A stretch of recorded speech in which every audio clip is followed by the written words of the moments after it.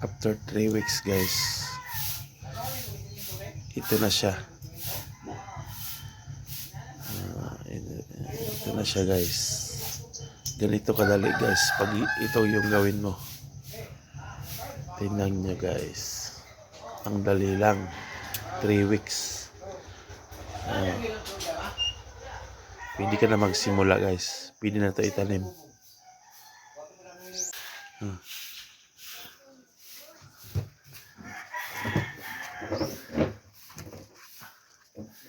Ganito guys. Kunin mo to. Para madali lang siyang bumukad.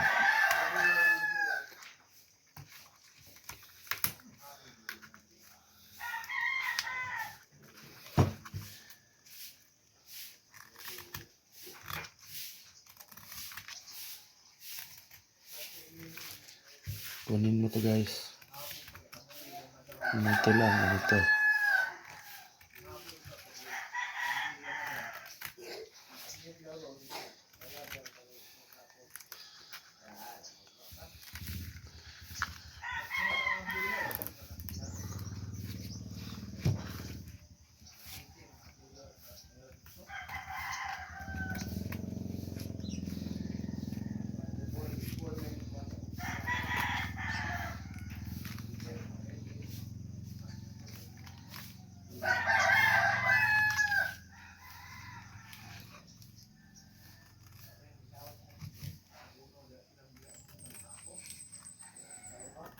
Dandahan lang guys.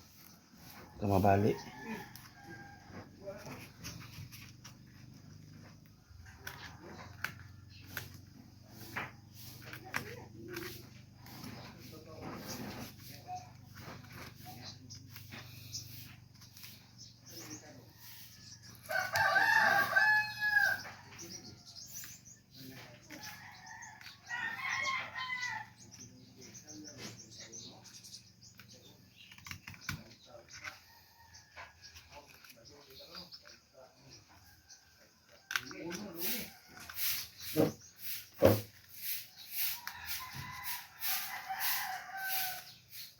Dito guys.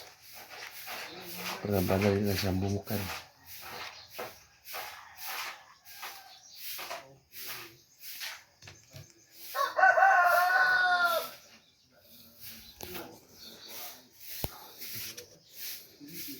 Ito guys. Ganito yun o.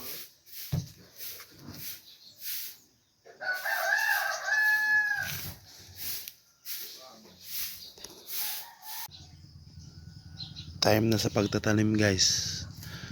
Ito yung ginagamit ko na lupa guys. Ito yung maganda para sa akin. Yung tawag dito, compost pit. Yung tinatapunan ng basura. Yung tinitipon ko tapos sinusunog ko. Ito yung ginagawa ko pag magtanim ako ng bonsai na niyog. Dito lang ako kukuha ng pinakamatabang lupa. Ito guys. Yan. Tapos ilagay mo dyan. Yan. Lagyan mo sa gilid.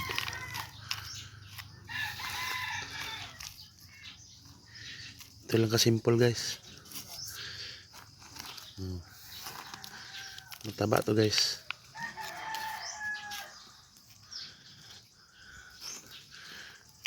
Yan.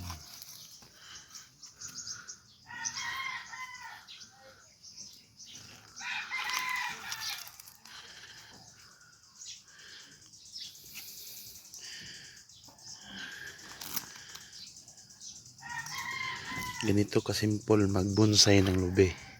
Ng niyog pala. Yun. Ingat tayo guys kasi mabali ito. Ito yung ganitoin mo lang para madali siyang bumukad. Salamat guys. Good morning. finally guys, tapos na. Tapos ilagay mo sa hindi naman masyadong rekta sa init ng araw. Ito guys, parang mainitan lang siya konti isang araw. Yun, ito guys, yung ano natin, isa nating bonsai guys, tumubo na siya. Okay, tingnan mo guys. Yun, yan siya guys. Yan ang pagtanim ng coconut bonsai.